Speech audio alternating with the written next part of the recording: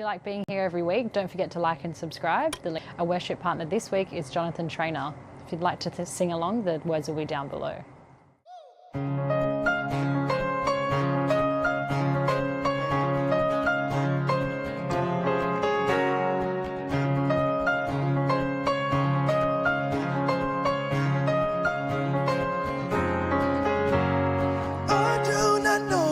Tomorrow will bring, but I know you are with me.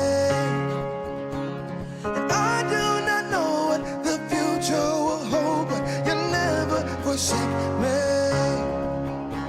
In all my days, you never left my side. Cloud by day, fire by night, I'll follow you all of my life.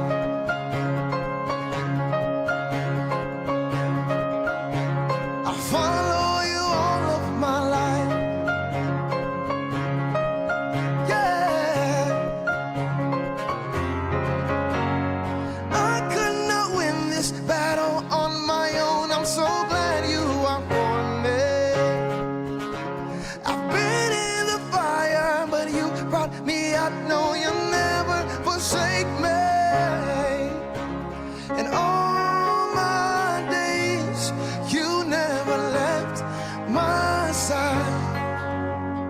Cloud by day, fire by night, I'll follow you all of my life.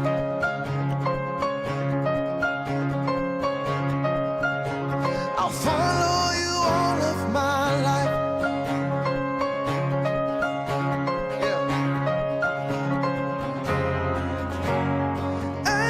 Step I take, you've already been there. And every move I make, you've seen it before. So I won't turn back now, for you are with me. You have led me here, so I will trust in the Lord. Step I take, you've already been there. And every move I make, you've seen it before. So I won't turn back now, for you are with me. You have led me here, so I will trust in the Lord.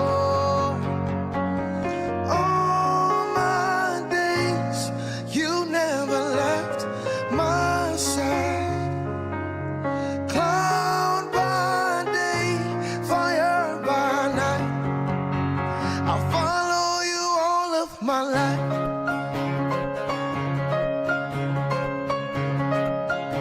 I'll follow you all of my life. I'll follow you all of my life.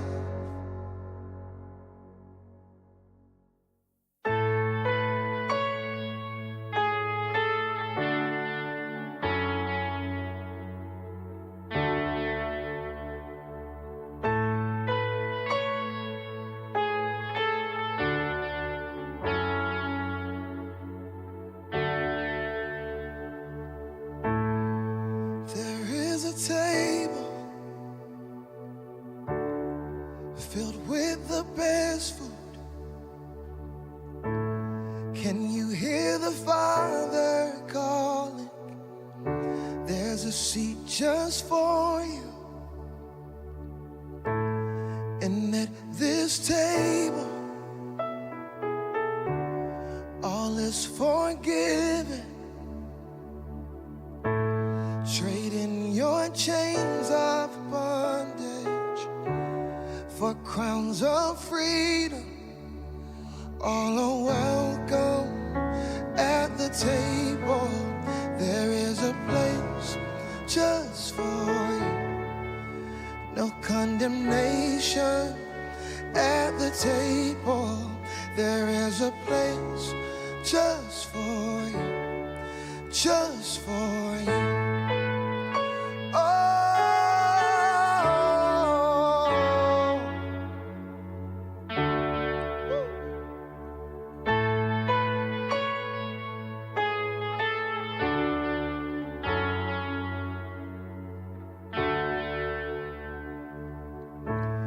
this is the table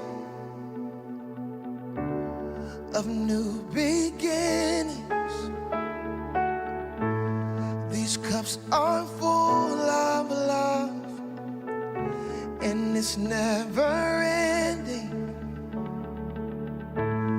And at this table, there are no orphans, just a loving Father and His sons and daughters.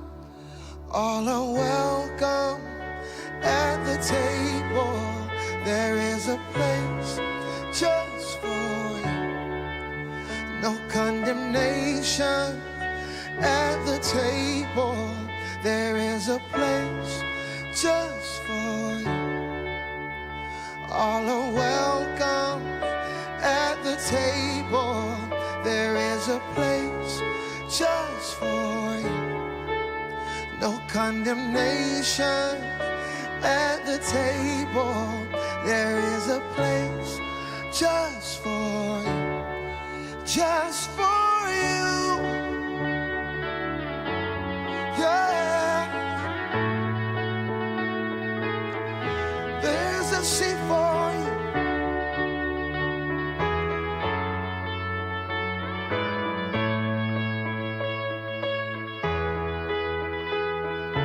Leave your shame at the door. You won't need it anymore. And hold your head up high. This is the start of your new life. Leave your chains at the door. They can't hold you anymore. And hold your head up high. This is the start of your new life.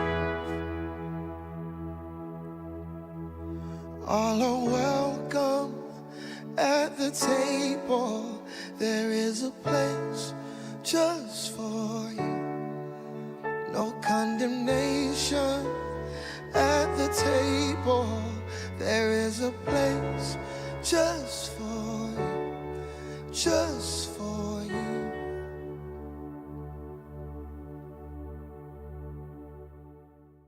So this is week 2 of our new series, How to Change Your World in 52 Days, spoken by Rob Mason. The walls of the city of Jerusalem were mere rubble. This news made Nehemiah very sad. So Nehemiah began to rebuild. He led the people day in and day out. Enemies attacked, but they overcame. God helped them finish the work in only 52 days. The Jews who had once been in captivity now returned home. Change your world in 52 days. The story of Nehemiah.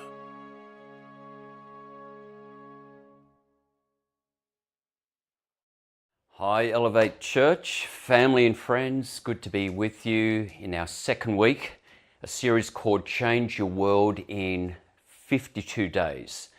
Really excited about this series. I think coming to this time of the year, this will certainly stir you and inspire you in so many ways and probably provoke you in some ways as well. I was about 10 years old and it was Sunday night. Our family have just been to church in the morning. We've also been to our evening service in Churches of Christ. And we were very privileged to host our young adults in our home. They called it After Church Fellowship. And so about 20 hippie type young adults rocked up at our place. They started listening to a bit of Bob Dylan, Johnny Mitchell, Cat Stevens. They were drinking instant coffee because that's all we had at that time. They then began to pray a bit, Son got out a guitar, started singing some very early Christian folk worship songs. And of course, I wasn't allowed to be there. I was too young, but my bedroom was next to the lounge room and I had a little keyhole. And as a 10-year-old boy, not only am I listening to their music and the conversation, I'm looking through this little keyhole, not being able to articulate at a time, but God was showing me a picture. He was beginning to give me a burden for the local church, a sense of, we're doing okay, but I think we can do better. About 20 years later, my wife and I started a church called Beachway at a pub in Scarborough Beach. And it was amazing. There I am. I'm wearing a pair of jeans like these guys did in the 70s. I'm playing guitar. We're singing these folky worship songs. And it dawned on me that I have been on a journey, not just concerning this vision of what a local church could look like, but God was doing a work in me. I was discovering that I am a leader, that there is leadership in Rob Mason, despite my personality of being a very timid introvert. And some would say, and fair enough, would say I'm also a reluctant leader. But it was a journey of both vision and a journey of leadership. I discovered the leader in me. And this series is about, or certainly this message today is about, discover the leader in you. And so we're looking at the life of Nehemiah. We know he's a Jewish man, exiled to Babylon, which is modern day Iran, some 1,600 kilometers from home. And because of decades of disobedience and rebelling against God, God has sovereignly allowed this pagan nation, the superpower of the time, to come in under King Nebuchadnezzar, destroy the city, including the temple and the walls, and to take all of these Jewish people into Babylon. There's been a change of guard over that time. We know that during the time of a Persian king, King Artaxerxes, Nehemiah, his job was the cupbearer. He was the one who would taste the wine before the king. And so you can imagine if he was British, your wine, sir. But of course, the problem was there's a chance that there could be poison in that wine. That was a way of exterminating the king. And so his responsibility, he must have been trusted somewhat. His duty was to test the wine, that it's not poison. So you could say Nehemiah was a personal butler. And as we look at the life of Nehemiah, this autobiography that he has written about himself and God's people and what God was doing at that time, we have a great example of how God uses ordinary people like Nehemiah and myself to change our world, but to do something extraordinary with our lives for the glory of God. And for Nehemiah, it was mobilizing a team to rebuild the walls of Jerusalem in 52 days. For many of us, Nehemiah is relatable. He's not a king, a prophet, a priest, a religious scholar, a warrior. He is a servant, a butler. He's not a high-flying, driven, ambitious, alpha male entrepreneur. Not that there's anything wrong with that, but he really was probably in many ways ordinary. And the main takeaway, I'm going to give it to you before I preach this message. The main takeaway is you don't have to be the best to make a difference in this world. You don't have to be the most qualified, educated, ambitious. You just have to care the most. And so we're going to go on a journey over the next 20 minutes or so to discover the leader in you and how you and we can change the world in 52 days. The first part is we face our burden. Face our burden. I want you just to take some moment, a bit of time, and think about one issue you are most passionate about. Now, we're all passionate about all sorts of issues. I'm not talking about a soccer team or a political party or anything like that.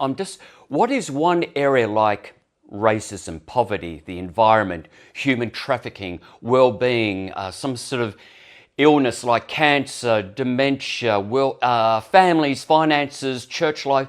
There'll be so many issues that we have not only an opinion about and we think about, but we feel deeply. This passion is likely a burden. We feel the pain of others. We at times feel a frustration, this holy discontent, this sense of, I think we can do better. Well, Nehemiah has been faithfully serving the king, and everything changed when he heard the news about his beloved city. He'd heard from his brother and some other people that, hey, after all these years, Jerusalem is still it's a shamble. It's just not doing well. The people are not doing well. Yeah, they've rebuilt the city, the temple, but worse still, the walls have not been rebuilt. The gates are still burnt and lying to the ground. This once glorious city of God is in many ways still in ruins. It's vulnerable, and they're not living like the community of God. And so we read that Nehemiah feels a burden. When I heard these things, I sat down and wept. For some days I mourned and fasted and prayed before the God of heaven. There are times we hear news, we watch a documentary, we hear something, something comes to our attention that others have seen and heard, but something happens in us. There is a burden. Nehemiah felt burdened. And as I looked through the keyhole and I saw this group of people having after church fellowship, doing church in a way that was very different, but a lot more relatable for young people, it's like there are times vision starts with a burden. And so Nehemiah met with God before he met with this Persian king. It was almost a sense of, this is unacceptable, this can't be. And so vision initially is a burden. This is unacceptable. This is not right. But then with this burden, it's like, but why has God given me this burden? Why am I feeling this and many other people are not? And so there's a time in which we take responsibility.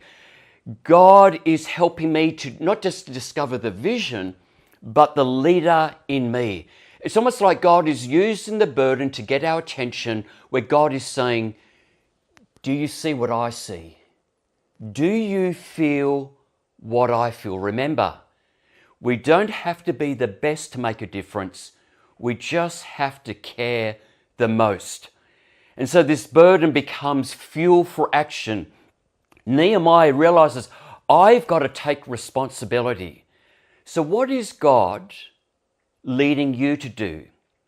What is this area you're passionate about? What is one thing that you have a burden for? It may be for your family, your neighborhood, your school, workplace, the church, the city, somewhere overseas, but there is some issue, group of people where you feel a burden. And God is saying, I'm going to impart a vision to you, but I also want you to take responsibility. And I want you, like Nehemiah, to discover the leader in you. So vision starts with face your burden.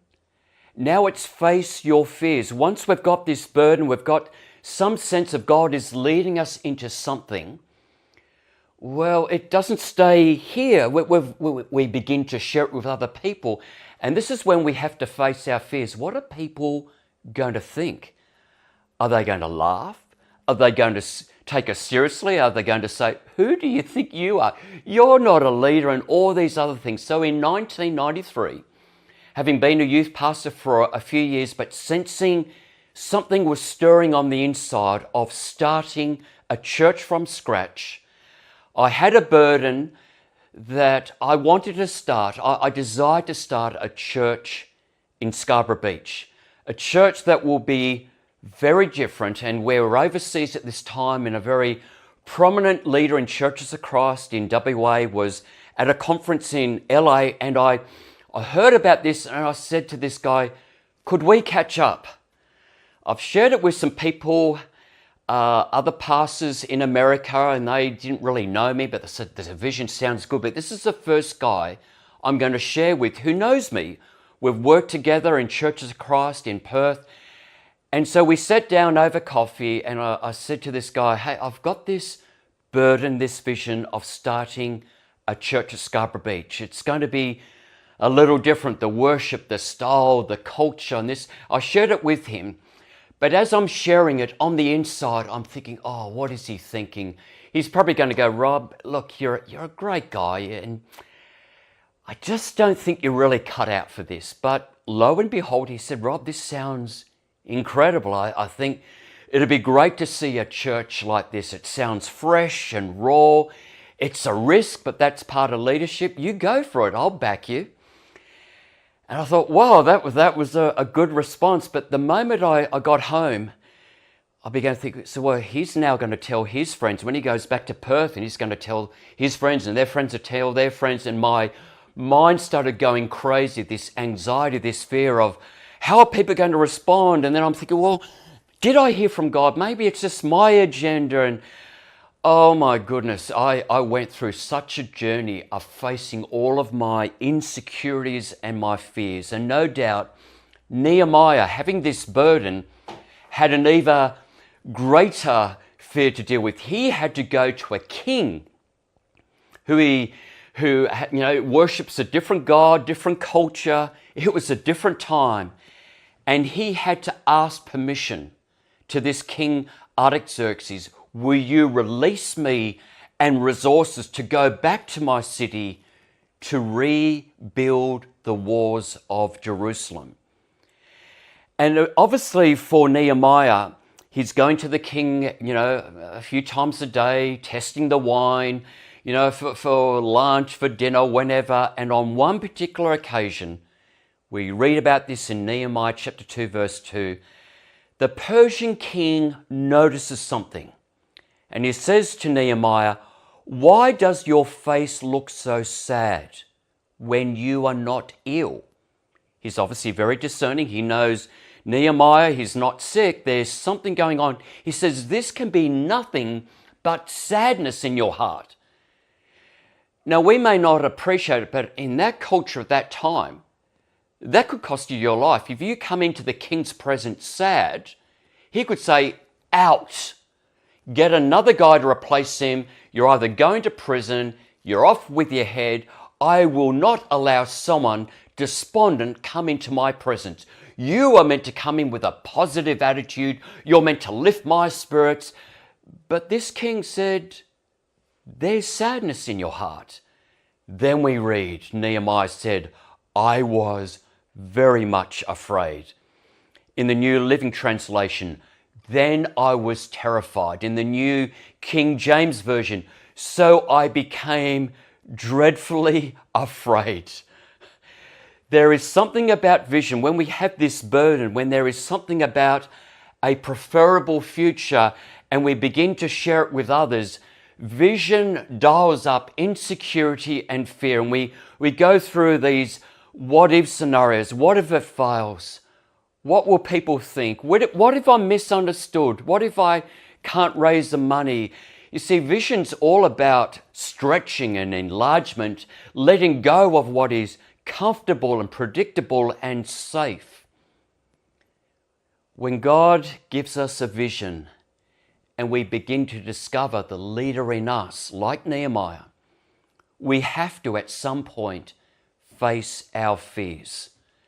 So with the vision, the burden that you have, and even as you begin to discover, I am a leader, probably like Rob, probably like Nehemiah, I'm reluctant, but there's leadership in me. There is a fire, there is a drive. What is your greatest fear if you step out in faith?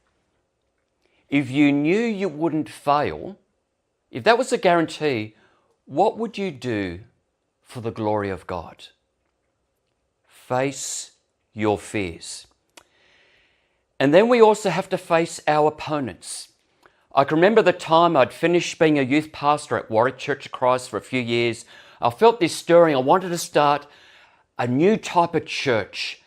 And I remember going to a different prominent leader in Churches of Christ, said, I've got this vision of starting a church from scratch and meeting somewhere different and doing church differently. And he said these words, and I remember them so well. He said, Rob, you have limited potential. You're not a church planter. You're not a strong leader. But then he offered, hey, we do have at the moment a very small, struggling, conservative Church of Christ in the northern suburbs that need a pastor.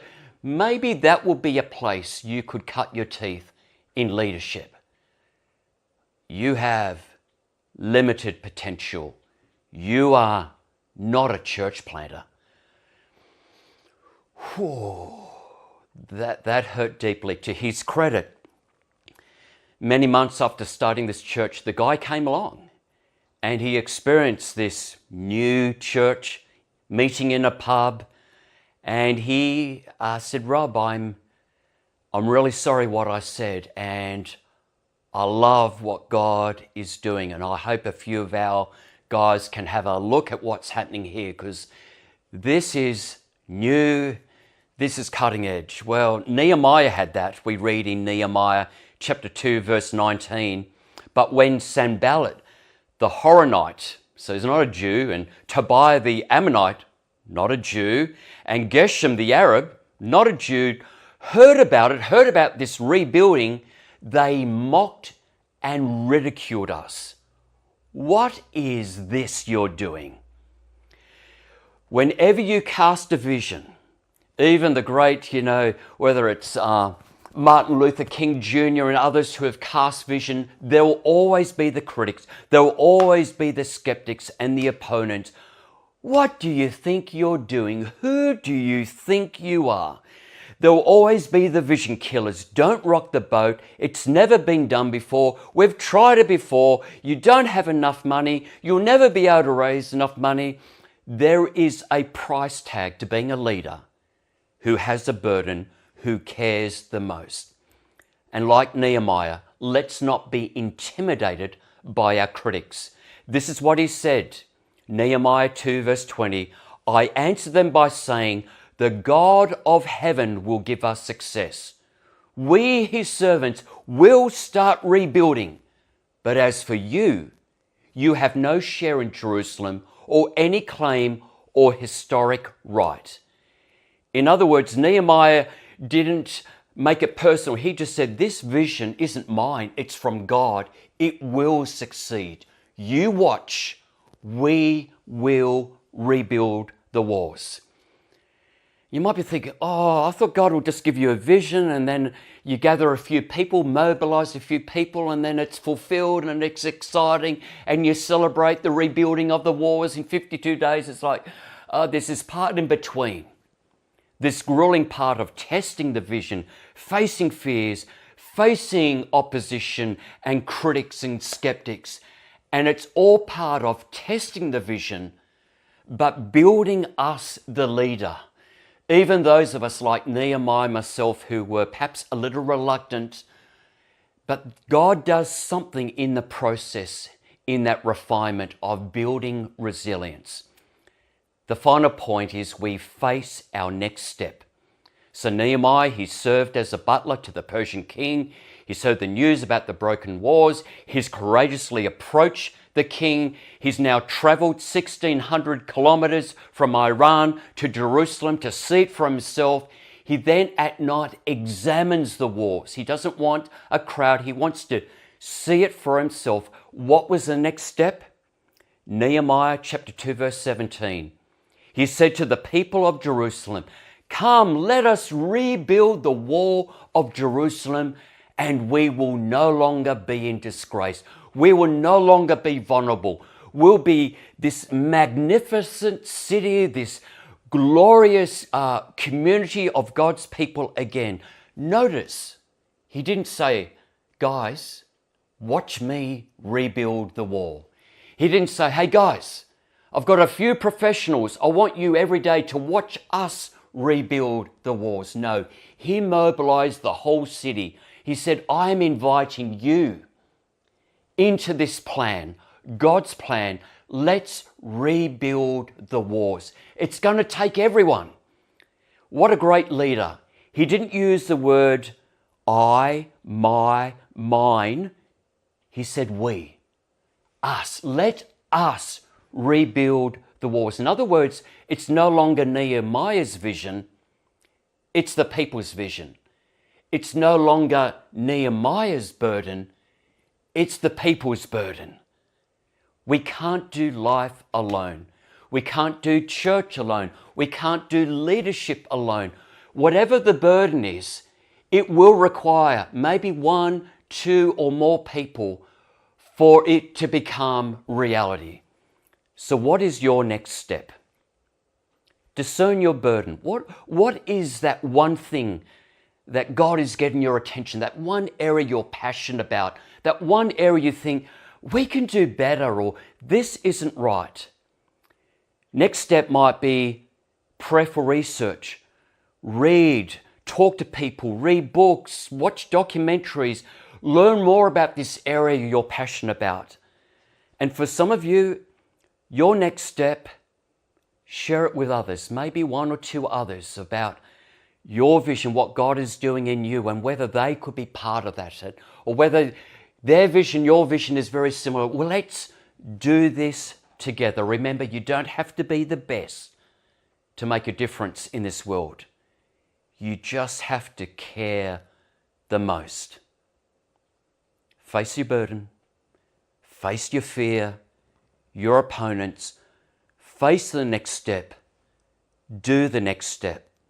Now to him who is able to do immeasurably more than all we ask or imagine, according to his power that is at work within us. You the leader. Let's go.